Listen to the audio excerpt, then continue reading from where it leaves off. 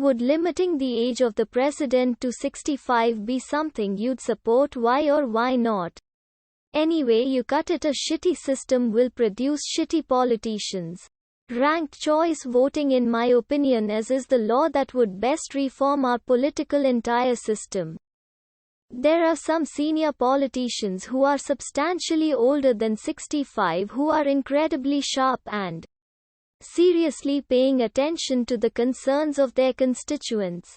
There are politicians and justices under 65 who are completely out of touch and prioritizing their own interests. So I don't think capping age will make any kind of meaningful change.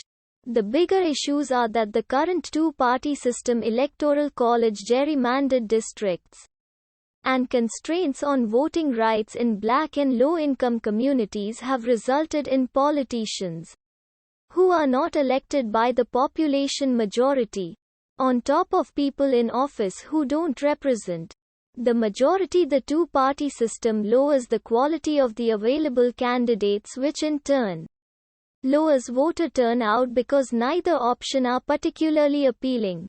I think something like France has, where all politicians are in the same primary and then the top two are elected, would result in better presidential options. You could then potentially have a libertarian candidate running against a Democratic candidate with a viable chance of winning, or a no-party candidate running against a Republican, or any number of combinations.